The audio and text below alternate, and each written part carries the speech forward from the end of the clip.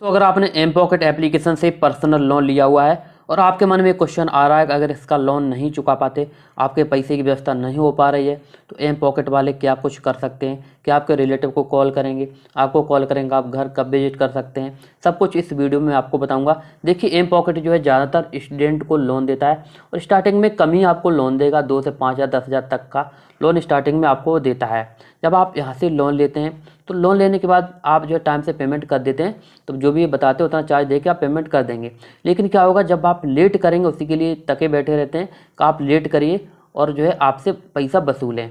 अब बात करें कि लेट पेमेंट की, कितना लेट पेमेंट लग सकता है। जैसे आपकी ड्यू डेट 5 तारीख है और आपने बाउंस कर दिया, मतलब उस डेट पे पैसा नहीं दे पाया है, तो ये डायरेक्ट आप यहाँ पर देख सकते हैं, कमेंट में आप देख सकते हैं, इनके एम पॉकेट कमेंट में जो लोगों ने कमेंट किया हुआ है और इन्होंने अपने कंडीशन में लिखा हुआ है कि 100 रुपया प्रतिदिन की लेट फीस आप लगाएंगे। ठीक है, ये 10 दिन आपने नहीं दिया तो सीधा जो है 1,000 रुपया हो गया है 100 रुपया का। ठीक, अगर आपने 5,000 रुपये यहाँ से माना लिया, ठीक है, 5,000 का, और 10 दिन तक नहीं दे पाया तो आपका यहाँ पर जो है 6,000 रुपया हो जाएगा और कुछ चार्जेस वगैरह और मिला के यहाँ पे 6500 रुपया जा कर के पहुँच जाएगा। तो आपने अगर यहाँ से लिया हुआ है तो पहले तो आप पेमेंट इसकी टाइम से करिए, क्योंकि ये लेट पेमेंट जो जैसे आप करेंगे फीस वगैरह ये ले लेगा। अब दोस्तों बात करते हैं कि आपके पास पैसा है ही नहीं, व्यवस्था ही नहीं है और आप पैसा दे ही नहीं पा रहे हैं, तो क्या कुछ हो सकता है।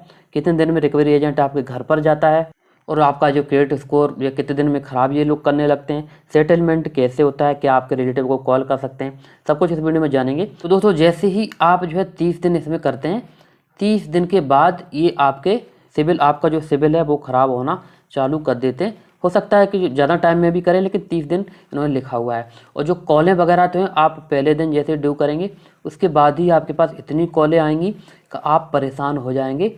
मतलब रात दिन इनकी कॉलें आएंगी, रिकॉर्डेड कॉलें आएंगी, वैसे एजेंट भी कॉल करेगा, शुरुआत से ही कॉल आएगा। कॉल का प्रोसेस तो स्टार्टिंग से चालू हो जाएगा, ऐसे ड्यू हुआ आपके पास कॉल आना चालू होगा और डेली ही आएगा।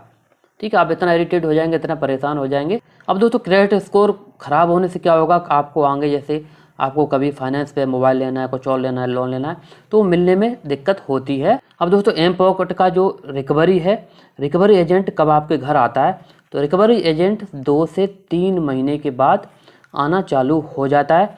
जैसे आपका घर बहुत नज़दीक है, शहर है आपका एग्जैक्ट अच्छी लोकेशन पे आप रह रहे हैं, तब तो तुरंत पहुंच जाएंगे।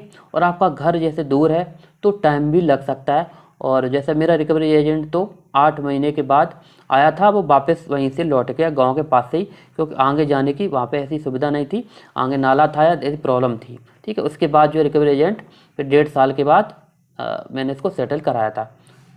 तो रिकवरी एजेंट जो है यहाँ पे डिपेंड करता है कि आपकी लोकेशन क्या है, इनकी ऑफिस कितनी क्या दूर है, आपका घर कैसा क्या है। तो वैसे रिकवरी जो है वैसे 2-3 महीने के बाद रिकवरी एजेंट जो है जो असाइन किया जाता है।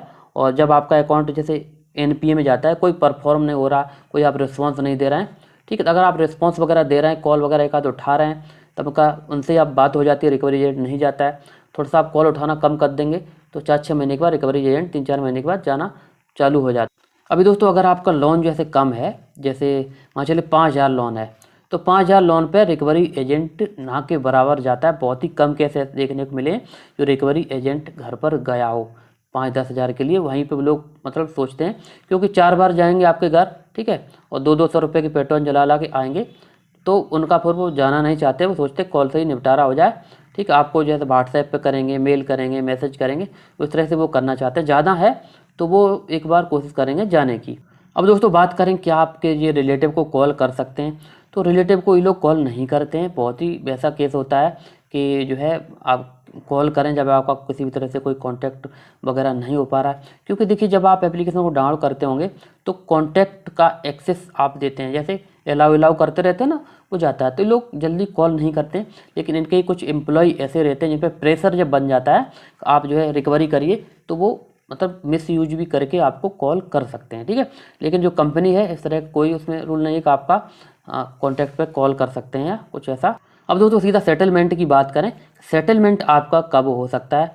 सेटलमेंट की बात करें, सेटलमेंट यहाँ पर जो है हो सकता है 5 महीने में सेटलमेंट हो जाए, 7 महीने, 1 साल भी लग सकता है। ठीक है, तो क्या है कि जब कंपनी को ये लगेगा, एम पॉकेट को ये लगेगा कि अगला बंदा पैसा देने में असमर्थ है, दे ही नहीं पा रहा है, तो वो सेटलमेंट करने के लिए बोल सकते हैं। आप अपनी तरफ से भी सेटलमेंट के लिए कह सकते हैं सर मैं सेटलमेंट कराना चाहता हूँ। ठीक है, तो वो सेटलमेंट के लिए आपको ऑफ़र देंगे। आपका जो अमाउंट है, जैसे आपका अमाउंट 10,000 है पूरा, तो 10,000 पे आप 7,000 जमा कर दीजिए। तो आप उनको अपने हिसाब से बात करिए कि सर मैं 4,000 दे पाऊँगा, इतना दे पाऊँ। अब दोस्तों यहाँ पर बात करें लीगल नोटिस वगैरह की, तो लीगल नोटिस वगैरह एकदम मतलब कोई मतलब नहीं है लीगल नोटिस का, वो लोग भेजते ही हैं, इस तरह से भेज देते हैं आपको लीगल नोटिस भेज रहे हैं। लीगल नोटिस इतने कम अमाउंट के लिए लीगल नोटिस वगैरह जल्दी ये लोग भेजते नहीं हैं, ठीक है, ना के बराबर नहीं भेजेंगे जल्दी, ठीक है। बहुत ही ज़्यादा मतलब केस हो जाएगा तो एक बार जाकर लीगल जा सकते हैं। ज़्यादा अमाउंट जो आपका होगा तभी लीगल करेंगे, 2 लाख 3 लाख ऐसा कुछ होगा। अब दोस्तों जैसे सेटलमेंट आप कराते हैं तो सेटलमेंट में एक ही प्रॉब्लम है कि जैसे आपने सेटल करा दिया तो मतलब आपके क्रेडिट स्कोर में सेटल लिखा हुआ आ जाता है। इसका मतलब ये होता है कि आप जैसे सेटल लिख गया तो क्रेडिट स्कोर में हर जगह हर कंपनियों को शो होगा।